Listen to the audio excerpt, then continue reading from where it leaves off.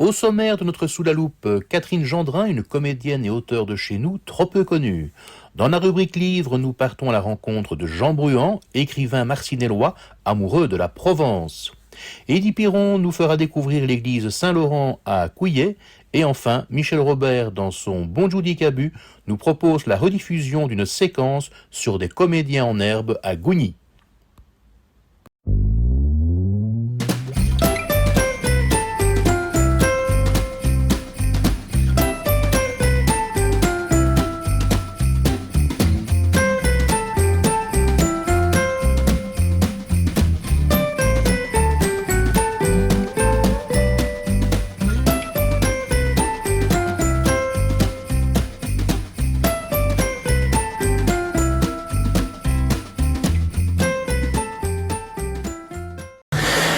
Alors, mesdames et messieurs, bonjour. Nous sommes ici dans une taverne à Gerpine, bien sympathique. On sirote un petit café avec quelqu'un qu'on aime bien.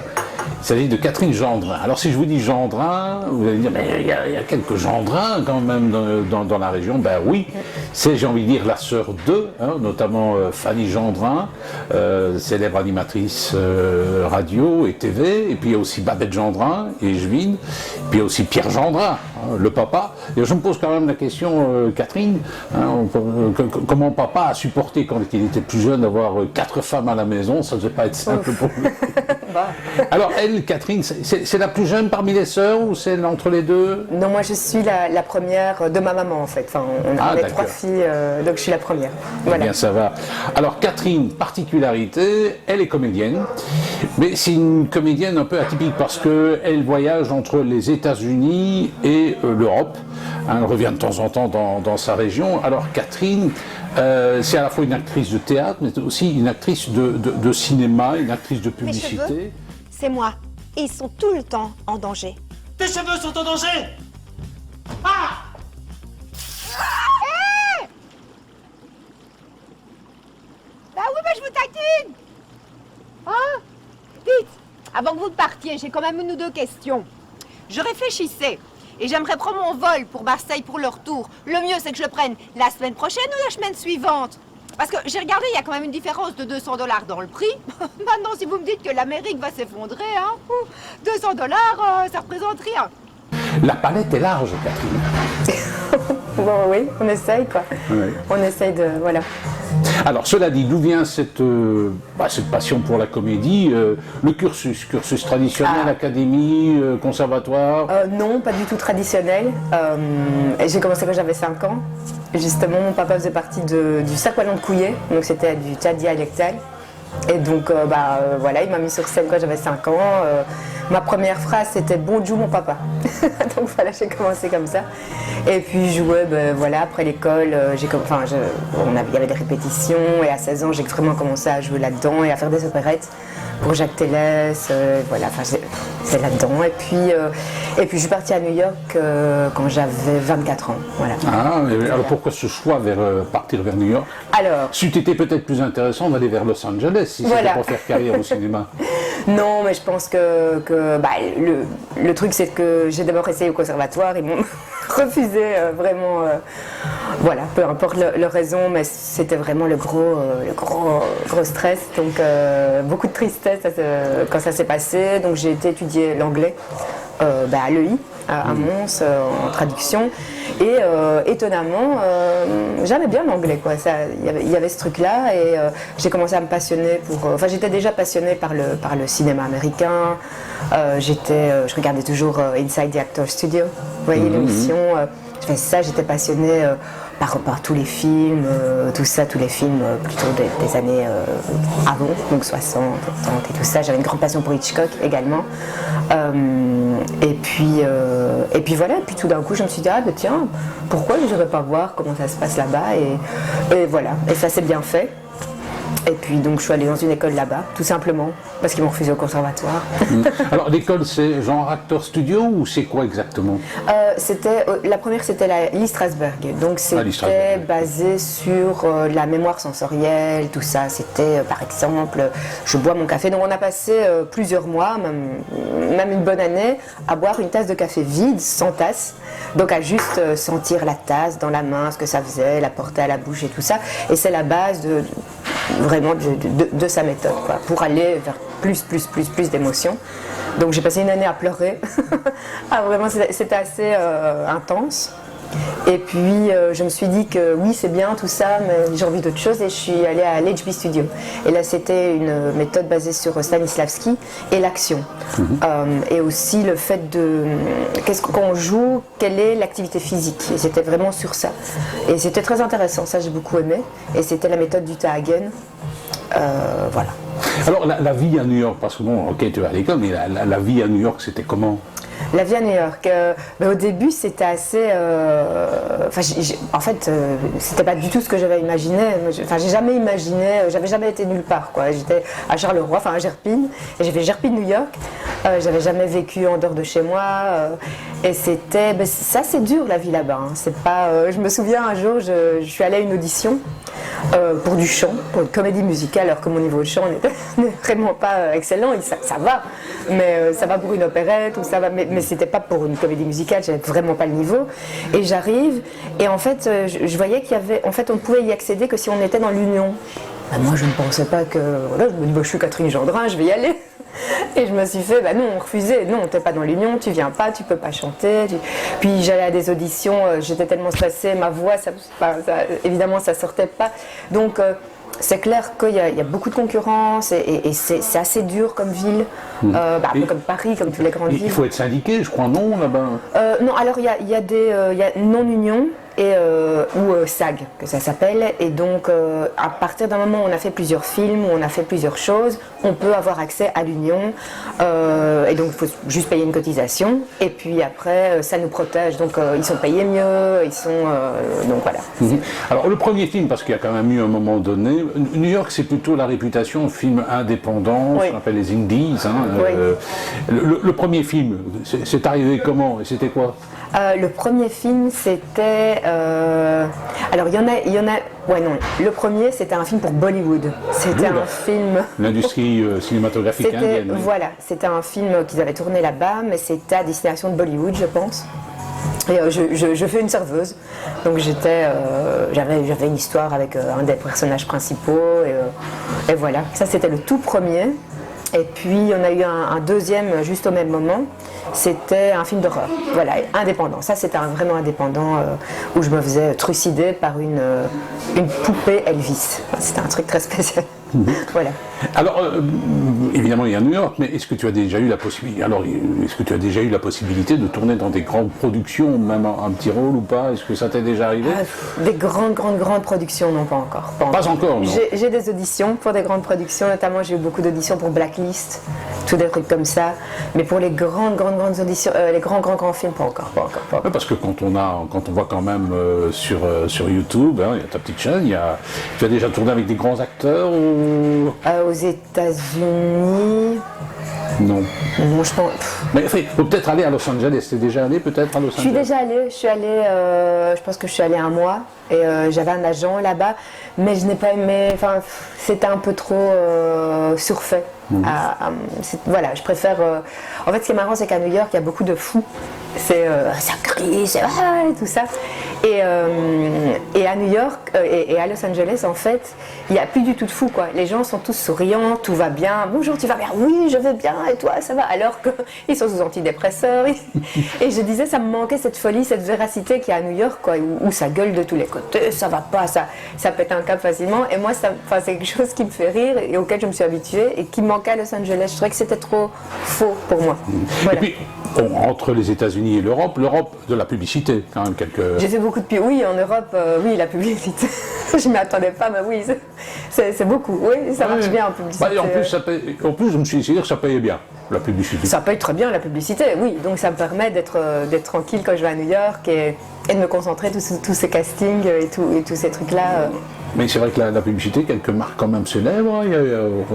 Oui, bah oui. Hein. Et puis on se dit, ah c'était, je vous ai vu à la télé, il doit certainement y avoir du retour. Hein, oui, non, la pub, oui. Oui, mais c'est marrant, c'est vraiment. Je ne m'attendais pas à un truc comme ça. Ouais. Et puis il y a des séries aussi en Belgique. Bon, évidemment, l'industrie cinématographique belge n'a pas la dimension de l'industrie cinématographique américaine. Mais enfin, ça va mieux qu'il y a. Oui, ça va mieux qu'il y a quelques temps. Et puis. Tu as joué la morte, je crois. Là, tu as joué la morte dans une série. Je joue toujours la morte. Ah, J'ai fait un film aussi, chaque fois, il me tue toujours à la fin. Il me trucide chaque fois à la fin. C'est comme ça. Oui. Alors, cela dit, il y a aussi du doublage, si je ne me trompe pas. Oui, j'ai fait quelques trucs de doublage. Oui. Ah, c'est aussi chouette, ça, comme truc. Hein.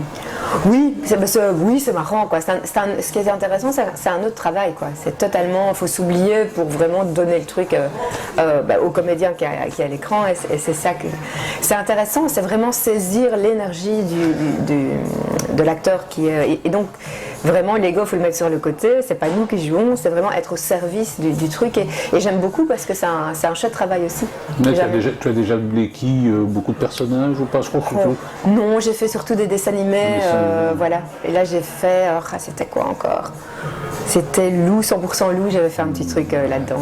Alors, il y a aussi du théâtre. Alors, le théâtre, à la fois aux États-Unis et aussi en Europe, avec une pièce que tu as écrite. Tu t'es dit, il est peut-être temps que je prenne les choses en main et que j'écrive une pièce, c'est ça? Voilà, oui, c'est ça, surtout. Alors, le titre de la pièce qu'on pourra voir au mois d'avril au Marignan-Vauban. Au Marignan, donc c'est La Belle Imprévue que ça s'appelle. Voilà. Et ça raconte quoi? Alors, c'est l'histoire d'un monsieur qui a tout pour lui, qui a une belle carrière dans la finance, qui en fait va préparer son suicide. Donc tout est prévu et puis il est prêt à appuyer sur la gâchette. Et là, sa voisine du dessus débarque chez lui. Voilà. Poursuivie par un petit ami jaloux.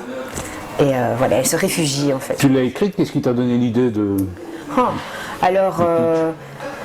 C'était comme ça, j'étais à Paris quand j'ai écrit ça et je revenais de New York en fait, j'avais déjà vécu quelques temps à New York et j'ai toujours eu un problème avec le suicide par exemple, j'ai toujours été fascinée et aussi embêtée, je ne comprends pas, c'est quelque chose qui me perturbe beaucoup et par exemple je me disais oui mais quelqu'un s'est suicidé mais si quelqu'un l'avait appelé juste 2 secondes avant qu'il le fasse, il ne serait peut-être pas suicidé. Et c'est ce truc du si, en fait. C'est tellement, il faut tellement de conditions pour que quelqu'un se suicide que je trouve ça tellement dommage, en fait. Et ça me perturbe, en fait. Et donc, je ne sais pas, je voyais tous ces gens dans le métro qui étaient parfois un peu tristes. Et je me disais, c'est con, mais il suffirait peut-être d'un regard ou d'un truc pour que la personne, finalement, elle ait une bonne journée, quoi. Et je trouve que les gens dans les grandes villes, il y a tellement de gens que parfois on se sent très seul, quoi. C'est ce qui me passait à New York, j'étais toute seule. Et c'est vrai qu'on se sent très seul, quoi, parfois. On a déprimé, tu as déprimé à un moment donné? Oui, bien sûr, c'est pas facile, quoi. Je veux dire, c'est vrai que c'est tout seul, quoi. Parce que quand je suis arrivée, moi j'avais mes 2 valises, je connaissais personne. Heureusement, j'avais une école, donc j'ai pu avoir des amis à l'école et tout ça. Puis j'ai travaillé, je me suis débrouillée. Et donc j'ai connu des gens, mais c'est vrai que, oui, s'il y a un problème, s'il y a quelque chose, on dépend de relations qui ne sont quand même pas très, très fortes, vu qu'on vient de rencontrer ces gens-là, quoi.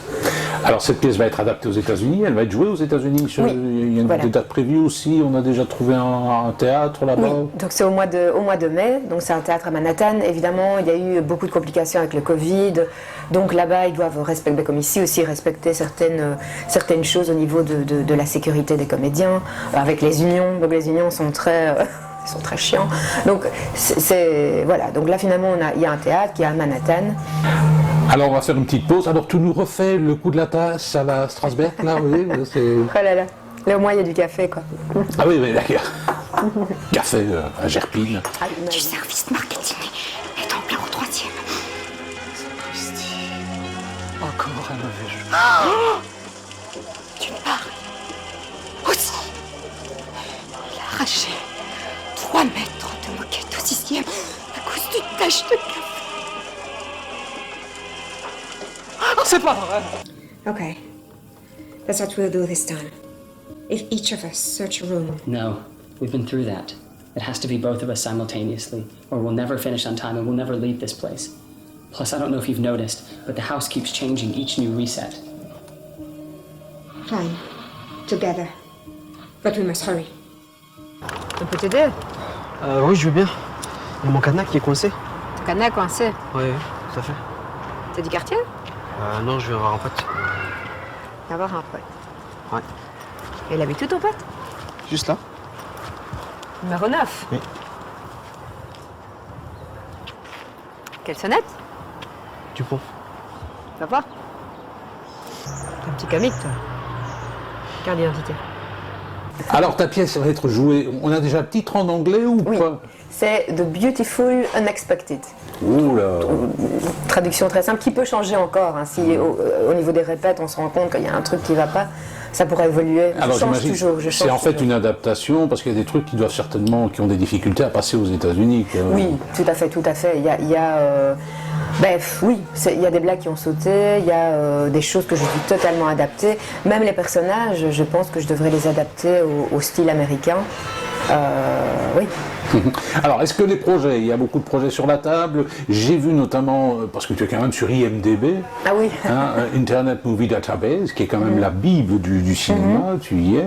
Il y a une pièce historique ayant pour thématique les croisades bientôt. Oui, tout à fait. Tout à fait. J'attends. C'est, donc ça a été en pré-production, on a fait une lecture. Déjà. Maintenant, oui, voilà. Maintenant, on attend. Je ne sais pas. Avec le Covid, tout a été un peu retardé. Donc, Il y a encore des projets cinéma, court-métrage, long-métrage non, ici, je vais juste tourner dans la série Mauvaise Pioche, donc, qui est avec François Daviens. Je tourne la semaine prochaine. Voilà, sinon, ça a été assez calme. J'étais à New York aussi, donc c'est vrai que c'était un peu plus calme du coup en Belgique. Quelques pubs qui vont sortir, toujours, ça n'arrête Alors, pas. New York, Bruxelles, Charleroi, Paris de temps en temps? J'ai mon agent là-bas. Quand j'y habitais, j'ai fait quand même du théâtre là-bas. J'ai fait beaucoup de théâtre là-bas. C'était assez bien. Et puis là c'était avec le Covid, ça a ralenti quand même beaucoup. Est-ce que c'est indispensable d'avoir un agent pour se défendre? C'est si difficile de se défendre tout seul. Le problème, c'est que maintenant en Belgique, c'est vrai qu'il n'y a pas tellement besoin d'agents parce que les directeurs de casting nous appellent directement. Et donc c'est plus facile, c'est mieux, c'est une relation aussi qui se crée. Maintenant, c'est vrai que personnellement, je trouve qu'un agent va toujours discuter cachet et c'est beaucoup mieux parce que comme ça évite ce problème avec. On reste dans le professionnalisme, enfin, c'est plus professionnel et on reste aussi dans l'artistique et l'agent il s'occupe de tout ce qui est finance finalement et c'est beaucoup mieux comme ça, moi je préfère. Eh bien, ça va. Un petit rappel des dates en avril ici à Charleroi. Donc en avril, c'est le 11, 12 et 14 avril, pendant les vacances de Pâques. Donc c'est un lundi, mardi et jeudi. On espère que ça va remplir. Voilà, pourquoi pas. Hein. Les gens vont au théâtre aussi le lundi et le mardi, pourquoi pas. Et puis après, ce sera sur Herve au mois de juin. Voilà. Alors un petit truc, j'avais eu cette information où il cherchait une Natacha, célèbre personnage de bande dessinée. Je me suis dit, elle pourrait convenir. Oui, j'aimerais bien, ce serait chouette. Ah, ce serait c'est un très beau rôle, oui. Mais je ne sais pas par contre quand est le casting. Alors, on suivra ça. Oui, on suivra. Merci beaucoup. Allez, on reboit le café. Donc à la manière de Strasbourg. Voilà la manière dont on sent le. Merci. Je suis désolé.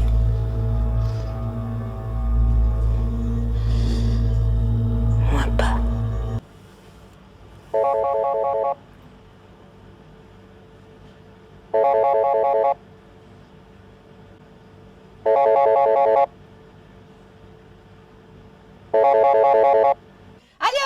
Allô, Lizzie Banking Center? Je parle avec Lizzie Banking Center, s'il vous plaît? Easy comment? Easy Banking Center. Je suis Monsieur Reichardt et je pars la semaine prochaine aux États-Unis. Je voulais savoir si ma carte pouvait fonctionner sur place. Qu'est-ce que j'en sais, moi, monsieur? C'est loin, les États-Unis, je suis pas là-bas.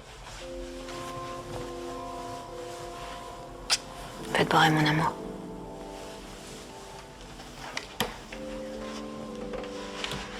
Maman la veilleuse. Voilà ma chérie. Mais tu sais, t'as pas à avoir peur dans ta chambre. Tu risques rien. Ma fille, c'est mon bébé, je m'en suis toujours occupée, je l'ai élevé. Grâce à l'argent de qui? Qui c'est qui a tout? Mais il a besoin de sa mère, il sait pas faire à manger, il lui a jamais donné le bain. C'est des détails! C'est des détails! Hey, babe. You coming back? I miss you. Why did you leave me here all alone? Non. Par contre, dépêchez-vous, parce qu'il y a des gens qui attendent. Bon courage, parce que monsieur... Pas facile, hein? Bon, ben moi, j'ai fini.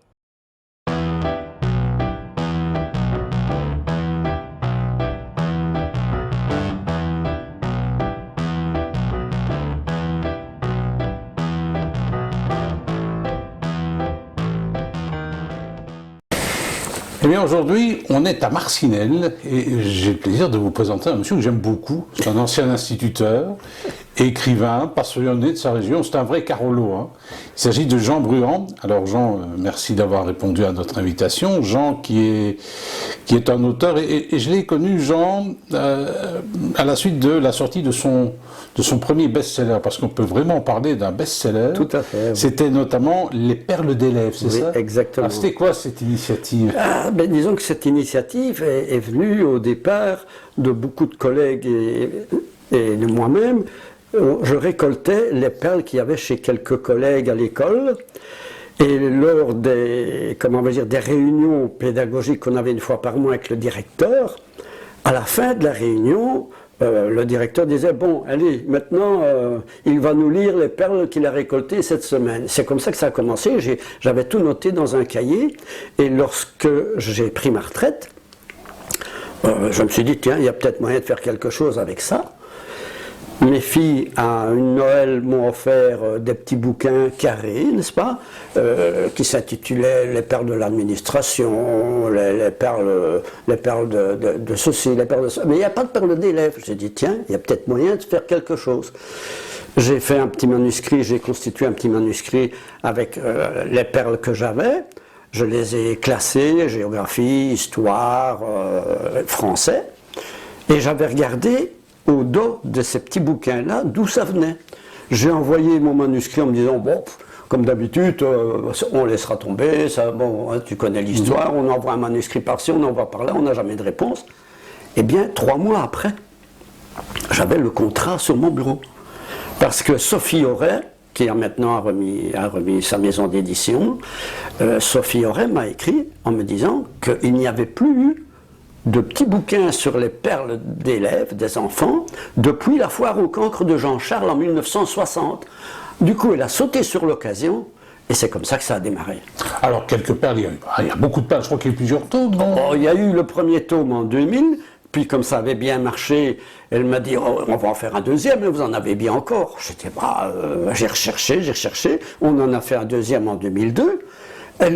Ça a toujours bien marché, aussi bien en France, en Suisse, en Belgique, et même à l'île de la Réunion, c'est renversant, mais c'est comme ça, on ne m'a pas invité à dédicacer là-bas. Hein. Bon, elle me dit, oh, il faut en faire un troisième. J'ai dit, non, moi, j'en ai plus, c'est fini. Malheureusement, je n'avais récolté des perles d'élèves que pendant 6 ou 7 ans. Sinon, j'en sortirais tous les ans, un bouquin, et dit, bon, il n'y a rien à faire. Et qu'est-ce qu'elle a fait? Elle a eu une idée. Elle a eu une idée géniale, si vous permettez, je vais le chercher. Pour montrer. Elle a eu une idée géniale, elle a fait un condensé des 2 premiers en changeant la couverture et en mettant sur la couverture le dessin d'une tête de gamin qui pense, on voit dans une bulle ce qu'il pense, il pense que la Terre est un cube. Et ce condensé des 2 premiers a encore eu du succès. Et c'est comme ça que j'ai dédicacé un peu partout. Alors un exemple de perle par exemple. Celle qui a fait connaître ces petits bouquins-là, et qui est passé sur Radio Nostalgie, sur Radio RTBF et nous, parce qu'ils se marraient, dans ma classe, elle vient de ma classe. J'avais demandé, une après-midi, j'avais fait une petite interrogation surprise, mais j'avais mis les élèves à l'aise en leur disant, écoutez, vous répondez ce que vous pensez, je mettrai des points sur les papiers, mais pas dans mon cahier de code. Alors ça, les élèves, ils adorent évidemment. Hein. Alors ils se sont lâchés, et je voulais savoir s'ils comprenaient les astérisques qu'ils lisaient. Je dis, expliquez-moi ce que c'est qu'un druide. Il y en a un dans ma classe qui a écrit qu'un druide, c'était un curé à l'état sauvage. Je dis, c'était fantastique d'avoir une réponse comme ça. Pas tout à fait faux, finalement. Pas tout à fait faux. Voilà, bon, c'est comme les 3 sortes de dents que nous avons dans la bouche. Il y en a un qui m'a écrit, nous avons les soignés, les carriés, les arrachés. C'est pas faux non plus. Enfin, voilà. Alors, ça, c'était le best-seller. Puis, il y a eu d'autres livres. Hein. Bon, les 2 derniers, mais entre eux, il y a eu, je crois, des romans... roman policier ou pas explique-nous un petit peu ce qu'il y a eu comme roman. Ah ben disons que j'ai sorti mon premier roman important, disons, en 2019, aux éditions Les Presses du Midi, où il y a une équipe fantastique. C'est une équipe dynamique comme j'ai rarement vu. Ce sont des gens qui se plient en plus qu'en quatre pour venir en aide aux auteurs. Et quand j'ai été accueilli là en 2019, c'était d'abord M. Gérard Chevassu qui m'a accueilli. C'est lui-même qui avait fondé la maison Les Presses du Midi à Toulon. Malheureusement, M. Chevassu, il y a 2 ans, n'était plus en état de reprendre, et c'est Mme Hélène de Pénat, qui est tout aussi dynamique que toute son équipe, qui se plie en quatre pour ses auteurs. Et c'est comme ça que, donc, sous M. Gérard Chevassu est sortie La pianiste de Manos, qui a une histoire. Et puis, avec Madame de Pénat, elle a sorti le 2e volet de ma trilogie, qui est intitulé Les Amants de Cotignac. Alors, un petit résumé, la pianiste de Manosque, et puis celui qui a suivi, qui est donc Les Amants de Cotignac. Oui. Le pitch, l'histoire, elles sont liées? Ah oui, puisque le 3e volet... normalement devrait arriver, si pas cette année, l'année prochaine, pour terminer la trilogie. C'est une trilogie dans laquelle j'ai instillé tous les éléments nécessaires pour intéresser un public de toutes les classes. Et ça, c'est-à-dire que c'est rempli, façon de parler, il y a des crimes, beaucoup de crimes non élucidés, comme actuellement à la télévision passe de plus en plus des histoires policières avec des crimes non élucidés, les cold cases, etc. On en voit de plus en plus pour le moment à la télévision. Et j'ai eu l'idée de faire cela avec un tueur psychopathe qui se balade de bouquin en bouquin, dont on ne trouve jamais l'identité, qui élimine... il y a des tas de gens qui sont éliminés dedans, et la police, d'où qu'elle soit, ne parvient jamais à trouver les coupables de ces crimes. Mais il y a aussi des scènes érotiques, parce qu'après tout, on est en pleine époque où quand on passe un film à la télévision à 8h ou à 20h30, on voit des scènes de lit et les enfants ne sont pas couchés, donc je me dis, allons-y, ça ne gêne plus personne. Donc il y a de l'érotisme, il y a beaucoup de psychologie.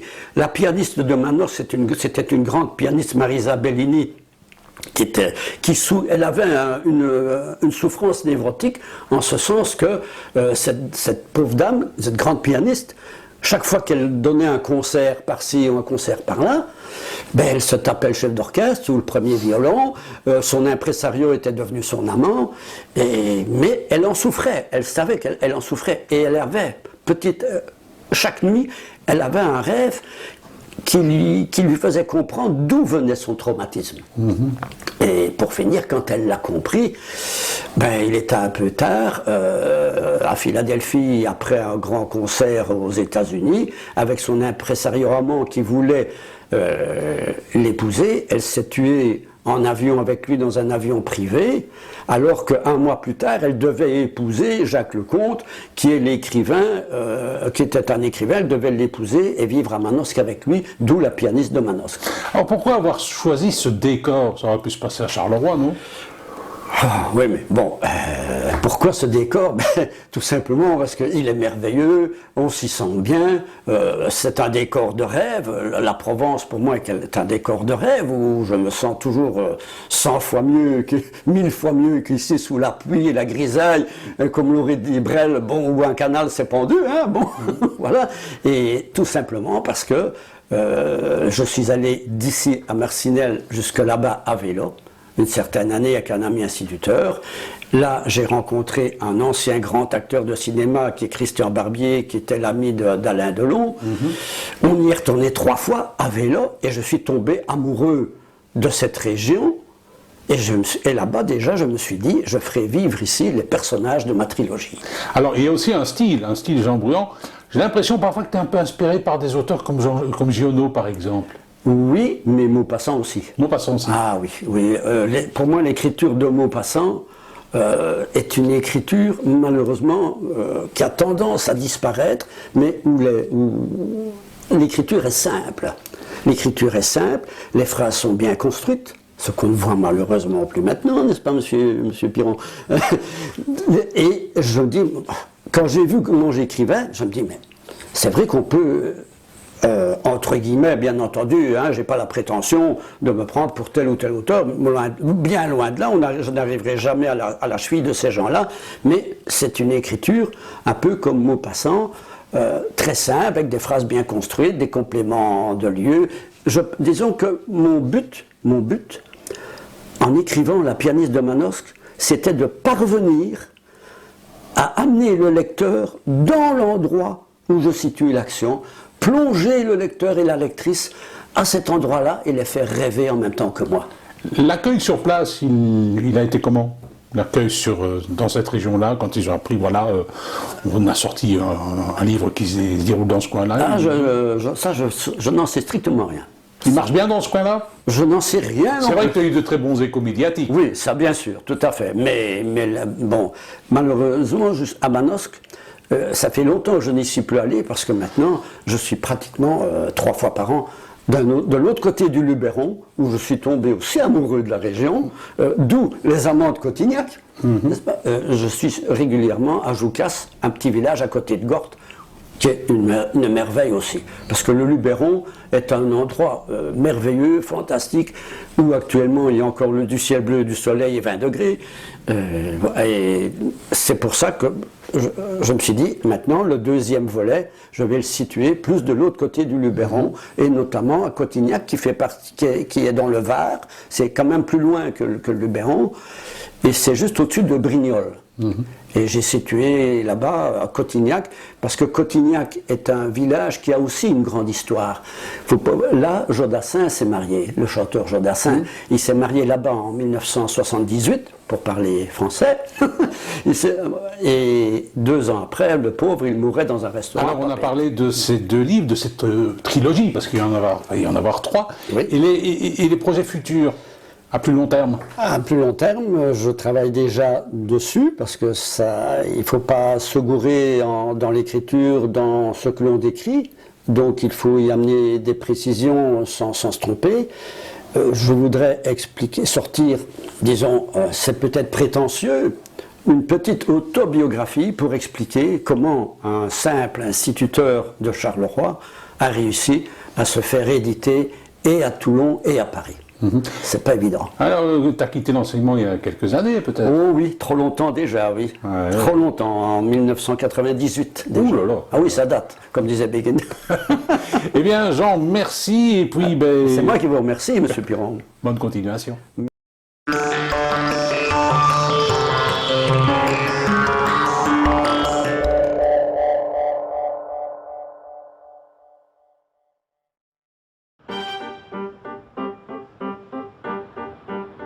On dit d'elle que c'est le véhicule du futur et que bientôt on ne verra plus qu'elle sur les routes de France. En apparence, pourtant, c'est une voiture comme toutes les autres. Mais avec elle, plus d'essence, ni de gaz d'échappement. Est devenue adulte. Une vraie auto qui carbure sans pétrole, se recharge sur une prise électrique et qui donc ne rejette pas de gaz d'échappement. En théorie, pour vendre ces voitures, l'argument écologique revient constamment, mais qu'en est-il réellement? Pour le savoir, nous suivrons le recyclage des batteries de ces véhicules dits propres. Et si vous avez le cœur de la batterie, c'est grâce à ce millefeuille que finalement vous arrivez à produire de l'énergie. Nous irons également dans le nord du Chili, où est extrait le lithium, afin de mesurer le réel impact environnemental et sociétal de ces voitures. La voiture électrique est-elle vraiment écologique? Venons discuter avec nos invités lors d'un ciné-débat à Loverval ce 21 février à 20h. Info atelierlovervalois.org, atelierlovervalois.org.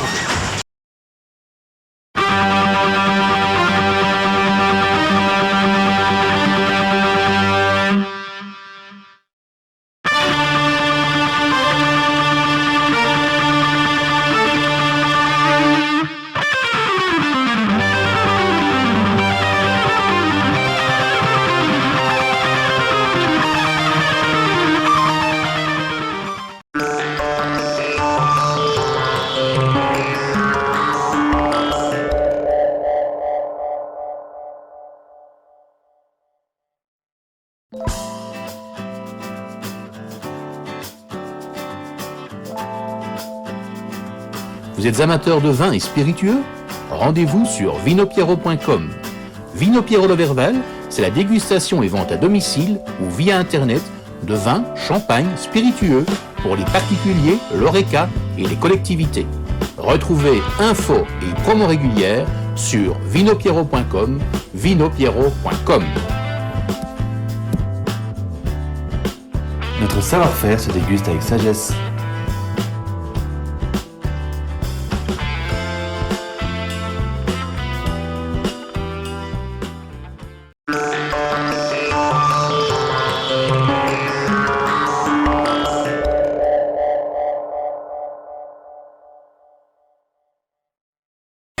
Nous avons beaucoup de chance aujourd'hui, nous sommes à l'église Saint-Laurent, à Couillet-Centre. Cette église est à proximité de la place. Et nous sommes avec Alina Aspect. Alors Alina Aspect, vous êtes la sacristine de cette superbe église Saint-Laurent. Une sacristine, c'est plutôt rare quand même de rencontrer. Alors comment êtes-vous devenue sacristine de cette église? Dites-nous quelques mots de vous comme ça. Mais comment je suis venue sacristine? Parce qu'étant donné que je viens de Pologne, je trouvais cette place-là, étant donné que je n'ai pas bien parlé français. Le curé, à ce moment-là, c'était encore le curé Houck, il a eu besoin de quelqu'un pour entretenir cette église-là avant les Pâques. Étant donné qu'un ancien sacristain, qu'il était déjà âgé, il a abandonné le travail. On a délaissé un petit peu de travaux, d'entretien et tout ça. Et M. Curé, il savait bien, parce qu'il connaissait très bien ma belle-mère, parce qu'il venait très souvent ici à l'église, il a demandé est-ce qu'il ne connaît pas quelqu'un qui pouvait les aider. En effet, on était tout de suite d'accord. Moi, j'ai dit pour 2-3 jours, on va faire entretien. Et après, bien sûr, je n'ai jamais pensé travailler ici. Après ce travail-là qu'on a effectué, Monsieur Curé qui nous a proposé, est-ce que ça ne vous intéresse pas venir sacristain? Et moi j'ai dit, pourquoi pas? Ça me plaisait beaucoup, parce que, comme je vous avais déjà dit, que notre handicap, quand on vient d'un autre pays, c'est les langues. Et ici, ça correspondrait bien, parce que j'ai eu l'occasion de parler avec des gens. Moi, j'apprenais bien français, eux, ils essayaient de me comprendre. Mais jusqu'à présent, je n'ai jamais pensé travailler autant. Et depuis ces 3 jours-là que j'ai promis pour nettoyer l'église, ça fait 42 ans que je reste ici. J'adore mon métier, c'est un lieu qui est merveilleux, et surtout mon petit église, c'est quelque chose qui est extraordinaire. Alors, on va essayer de décrire au mieux cette église de Saint-Laurent. Alors, il y a 2 parties. Il y a, je dirais, une partie plutôt romane et une partie néo-gothique, là. C'est un petit mélange, hein. Oui, c'est un petit mélange, en effet. Les plus anciennes, c'est notre tour. C'est-à-dire, quand vous êtes extérieur, vous voyez les petites tours, c'est vraiment romaine.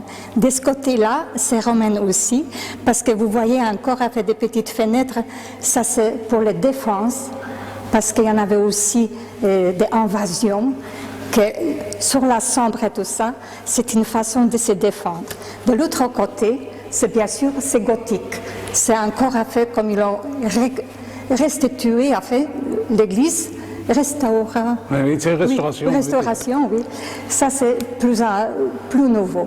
Bien sûr, ici derrière, vous avez aussi justement cette tour-là, que, à un moment donné d'évasion, ça servait aussi des gens qui se réfugiaient dans la tour. On a encore fait des traces des endroits qu'on voyait bien qu'il y en avait des échelles ou quelque chose comme ça, que les gens qui se réfugiaient là-dedans. Mais elle date de quand finalement cette église? On dit du XVIe siècle, mais elle date peut-être. Non, c'est encore plus ancienne. L'église-là, les parties justement de Tourette, ils datent du Xe siècle, entre 10 et 11e siècle. Les restants, bien sûr, les plus anciennes aussi, vous avez le dôme à fait ici, qui date de 1500, ça fait 15e siècle à fait aussi. C'est un petit bijou. Alors, Saint-Laurent, c'est le saint, vous me disiez ça tout à l'heure, le saint des grands brûlés, des personnes qui sont brûlées. Oui. Expliquez-nous quelques mots sur l'histoire de Saint-Laurent. Saint-Laurent. Saint-Laurent, justement, c'est un diacre qui séjournait à Rome, qui s'occupait justement aussi des trésoreries. Et à un moment donné, il y en avait beaucoup de pauvres. Et lui, en voyant qu'il y avait assez bien des richesses, il a distribué tout l'argent aux pauvres. Ses supérieurs, ils étaient fâchés, bien sûr, parce que tous les trésoriers, il est parti. Et ils ont, comme les punitions, ils l'ont fait brûler vif. On a justement les tables ici qui représentent bien la vie de Saint-Laurent. Et depuis, Saint-Laurent, il est devenu saint. Parce que les gens, ils ont cru en lui. Ici, les 10 août, on fête le Saint-Laurent. Et justement, on fait les bénédictions de l'huile, on dit le sainte huile, et les gens qui viennent pour se procurer. Et ça devient, étant donné que lui, il était brûlé, il a devenu le saint de brûlé. Voilà. Et donc la fête, ça se passe tous les 10 août, c'est bien ça? Ça se passe au mois d'août, hein, ça se passe chaque année au mois d'août. On a de magnifiques célébrations, il y a même des marcheurs et tout ça qui vient. C'est le moment de venir pour voir. Alors évidemment, ce qui est super, évidemment, c'est ce toit, cette espèce de coque à l'envers, comme on dit. Hein, oui. C'est typique de cette église, hein, c'est rarissime. Hein, ça. Expliquez-nous un peu, on trouve plein de trucs, hein, on trouve notamment Saint-Laurent, Sainte-Catherine, je crois, il y a un peu de Saint-Jean-Baptiste sur ces dessins. Oui, en effet, c'est une dôme qu'au moment donné, quand on a fait des rénovations de cette église-là, tout ça, c'était caché en plâtre, on ne voyait pas. Mais à ce moment-là, justement, quand on a fait des rénovations, on a découvert toute cette merveille qui était cachée en dessous des plâtres. Mais on voit aussi le roi David, qui est ici. Après, c'est le Jean-Baptiste. Et au milieu, là-bas, on voit le Sainte-Catherine et on voit aussi des Saint-Laurent. Alors, ce qui est superbe aussi dans cette église, c'est les vitraux. Hein. Alors, notamment les vitraux là que l'on voit sous le dôme, ils sont absolument superbes. Quelques mots à propos de ces vitraux, peut-être. À propos des vitraux, ça aussi, c'est justement certains donateurs, on peut bien le dire, parce que c'est celui qui l'a fait, c'est un monsieur Bollemann, avec une autre personne qui l'ont offert ça. Et au moment donné des rénovations, mais c'est des vitraux aussi qui datent dans le XVIIe siècle aussi, hein. Ça il faut le dire, mais ça représente en fait la vie de justement même de Jésus aussi, parce que vous voyez bien, il y a des Jésus qui est crucifié, les dernières scènes, et là-bas Jésus ressuscité. Voilà. Alors vous avez aussi un chemin de croix qui est relativement plus récent là. Hein. Oui, en effet. Ça c'est le chemin de croix que certain monsieur Loïc, c'est un jeune homme qui est venu ici, parce qu'on avait, c'est vrai, la population il est un petit peu plus âgée ici, mais il y a des jeunesses aussi qui commencent déjà à venir. Il a tellement aimé notre église, il a dit il faut faire quelque chose, et c'est lui qui nous a offert le chemin des croix, qu'on est vraiment très contente. Oui. Vous avez encore de beaux confessionnaux, hein, là, ils sont quand même pas mal hein, pour se confesser là. Ah oui. Si vous voulez se confesser, c'est possible, mais avant les Pâques. Ah bon? Oui, le monsieur curé, il vient ici à certaines heures, on peut bien se confesser, aucun souci, parce qu'on dit maintenant qu'on ne se confesse pas. Oui, c'est moyen de se confesser. On peut encore se confesser? On peut se encore confesser, en effet. Il y a plus d'hommes ou de femmes qui se confessent ou pas? Je crois qu'il y a plus de femmes. Oui. Alors on peut prendre ça de deux façons, mais il y a plus de femmes. Alors, oui. On trouve notamment des gens qui sont inhumés ici. Je vois notamment certains Thibault. Il y avait une famille d'écuyers, là, quand on regarde. Oui. Avant, justement, c'est encore des plaques, parce qu'avant, justement, les gens qui étaient un petit peu célèbres, les donateurs et tout ça, aussi de l'église pour restaurer et tout ça, ils étaient enterrés à l'église. Et voilà, c'est pourquoi vous avez ces deux plaques-là, ils étaient enterrés ici. Parce qu'avant, justement, il y en avait aussi des cimetières à côté de l'église. Cette église-là, elle était entourée avec des grands murs. Après, bien sûr, rénovation, on a rasé tout ça. On a rasé les cimetières, mais ces tombes-là, ils sont partis aussi au cimetière, même ici à Couiller et tout ça, parce que quand même, on ne pouvait pas les laisser. Eh bien, De l'extérieur, on se dit que quand même il y a des petits problèmes de restauration quand même. Oh oui, oh oui. Il y a beaucoup de travaux à faire à votre avis? On voit bien déjà derrière vous, il y a beaucoup de travail à faire, mais malheureusement, cette église-là il appartient, le culte aussi, à la ville. Et malheureusement, la ville, toujours des questions de budget, mais il y a assez bien de travail à faire. Si on voudrait vraiment les garder, il est grand temps qu'on trouve des budgets, parce que si on va les laisser faire, on va les abattre, comme beaucoup plus de l'église aussi à Charleroi, qui sont déjà été détruits. Et ce serait dommage pour ce superbe home. Cela dit, on vous a quand même remis du chauffage, donc ça ne devrait plus poser de problème pour organiser de superbes concerts. Rappelons qu'on organisait il y a quelque temps de cela, mais à cause du Covid évidemment ce n'est plus le cas, les printemps de Saint-Laurent. Bien sûr, c'était vraiment fait bien, c'était vraiment un concert magnifique et surtout que la cadre il se prête pour les concerts. Ici on a une acoustique exceptionnelle.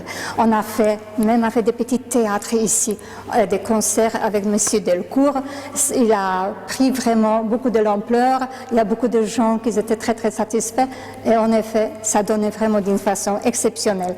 Même sans micro, même sans rien, on a acoustique très très bonne. Une acoustique qui nous aura permis de vous interviewer. En tout cas, Madame Aspect, merci pour tout le travail que vous faites et merci de nous avoir fait découvrir cette superbe église. Je vous remercie beaucoup aussi, ça me fait un grand plaisir et je crois que des paroissiens aussi.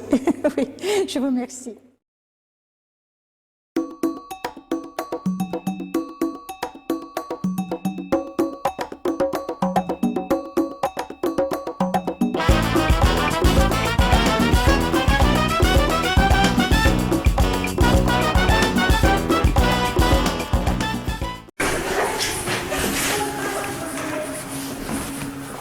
Bonjour médien, et c'est le bonjour d'Acabeux. Tu rat le bon frère. Nous estons venus à une répétition du théâtre en wallon, bien entendu, et des enfants veillent à la répétition des marmots de Gouillet qui préparent une pièce pour fin février. Mais oui, ils font déjà l'ouvrage. Bonsoir Paul. Bonjour Michel, comment est-ce qu'il ça va? Ça va bien. Nous sommes ici dans la salle communale de Gougnay. Tout à fait, c'est bien juste. Pour une répétition de théâtre en wallon. Oui. À vous des enfants. À vous les marmots de Gougnay. Les marmots de Gougnay. Il y a déjà 50 années que vous vous occupez des marmots à Gougnay. Oui, bien sûr, il y a déjà 6 ans déjà. Au début, pour commencer, il disait des poésies, des poètes wallons, mais à cette heure, il lui fait jouer des petites scènes d'un acte. Ah ben ça va. Mais, donc il y a déjà des marmots qui sont déjà devenus grands. Donc. Il y a déjà des marmots qui sont déjà devenus grands. L'année passée, ou non, à vous le Covid, on se pied. Il y a 2 ans, il y a un marmot qui a joué à vous Mark Herman dans le piece L'Alarme à Louis. Donc, on avance. Vous êtes metteur en scène. Vous vous occupez des femmes, vous vous occupez et tout de la troupe des grands, on va dire. Hein, vous répétez Brahma, c'est Brahma d'ouvrage. Ça. Ah oui, hein, le lundi, il y a le mercredi, le marmot, et après, c'est les grands. Et pour revenir au marmot, c'est stogie de mettre au wallon les jours. Si, il va dire que c'est stogie, mais ça va rater. Parce qu'ils apprennent le rat. Ils sont, je ne vais pas dire qu'ils sont vudes, mais ils ont une volonté formidable. C'est vrai qu'ils ont perdu le wallon. Et ça va rater. On dirait que le wallon, pour la plupart d'Anzel, ils l'ont là-dedans. Il n'y a plus qu'à le faire réchu. Il faut le faire réchu. Voilà. Et puis il faut les faire jouer. C'est ça le travail de metteur en scène. Oui, voilà. Vous répétez quoi aujourd'hui? Aujourd'hui, on répète journée de brocante. Journée brocante, donc c'est le nouveau piece que les marmots vont jouer. Tout à fait, oui. Vous allez donner une représentation quand? Mais les 2 derniers week-ends de février. Les 2 week-ends de février? Les 2 derniers des reins. Les 2 des reins week-ends de février. On verra veiller ça. Hein. Ah, j'espère bien. Donc, on va les veiller travailler une miette? Une miette, oui. Attention, parce qu'ils sont quoi, vous les brochures, ce n'est que la 2e répétition. Il y a pas d'embarras parce que s'il y en a des gens comme vous pour s'occuper des jaunes, les wallons, eh bien, il va périr. Hein? Je suis d'accord avec vous. Donc voilà, c'est fort important, les jeunes qui se mettent mieux au wallon. Et le théâtre, pour le wallon, c'est un vecteur important. Important, surtout pour nos entités de Gerpen, qui est... Gerpen, c'est des wallons. Hein. C'est des wallons. Il y a Brahmin de wallon. Il y a Brahmin de wallon, il n'y a que ça. Eh ben, dans son binoche. Donc. Allez, on va revenir travailler de nuit. Ok, merci. Il faut connu. Il faut connu. Et là, il y a des pointillés, donc tu dois directement, que tu entends nu, paf, tac, tac, tac, tu attaques ta réplique. Allez, oui. Je vous l'avais dit que c'est merci. Il faut avoir le numéro après notre... Et toi, sur le même ton qu'elle. Ayez-vous, cachez tout dit le bon numéro. Ayez-vous, cachez tout dit après notre numéro. Nous arrivons. Maintenant, tu es... Quand vous montez les escaliers... Élise, bonsoir. Bonsoir. Élise, le théâtre wallon, t'aimes bien? Oui. Ça fait combien de temps que tu fais déjà du théâtre wallon? Ça fait 5, 6, 7, 8, ça fait 9 ans. 9 ans?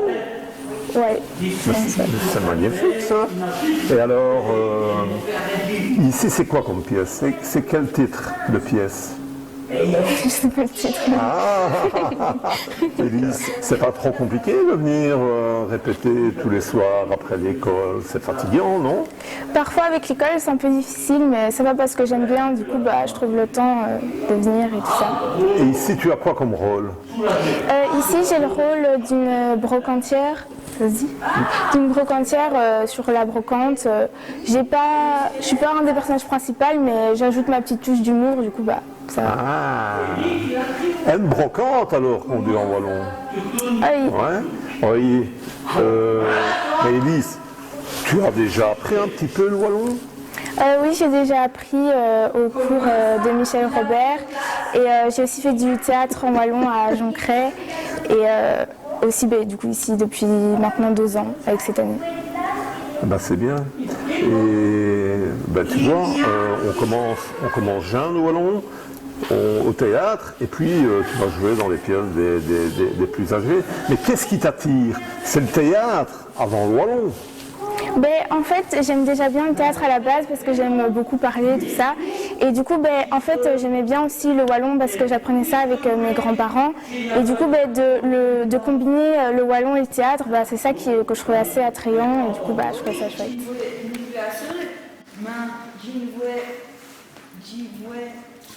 J'y vois tout de même assez pour dire qu'il y a déjà une sakine installée à ce place-là. Pourtant, c'est des 56. Pourtant, c'est des 56. Quel âge as-tu? J'ai 11 ans. 11 ans. Et ça fait combien de temps que tu fais du théâtre wallon? C'est la première fois. La première fois? Oui. Première expérience? Oui. Et alors, qu'est-ce que tu en penses? J'aime bien. T'aimes bien? Et qu'est-ce que tu aimes bien? Tu aimes bien le théâtre ou le wallon? J'aime bien le théâtre et le wallon. T'aimes bien le wallon? Oui. Toi, tes parents ou grands-parents? Grands-parents. Tes grands-parents parlent le wallon? Et tu sais me dire un mot ou deux en wallon? Comme quoi, par exemple? Je ne sais pas, des mots que tu apprends au théâtre. Le titre de la pièce? Journée de brocante. Journée de brocante. Donc, une journée, c'est une journée. Ça. C'est bien. Et alors, tu as un grand rôle? Non. Combien de tirages? 46. 46, c'est déjà bien ça, 46. Et voilà que ça commence, ces répétitions. Oui. Et ça va, c'est facile? Quand on n'a jamais fait, c'est un peu dur au début, mais au fur et à mesure, on s'habitue et ça devient comme quand on parle couramment. Et alors, au niveau de retenir le texte et tout, ça va venir tout seul ou il faudra quand même étudier? Il faudrait étudier ça, oui. Voilà. Allez, bonne répétition. Merci. Mathéo. Merci. Aberrat. Oui, qu'on dit. Oui.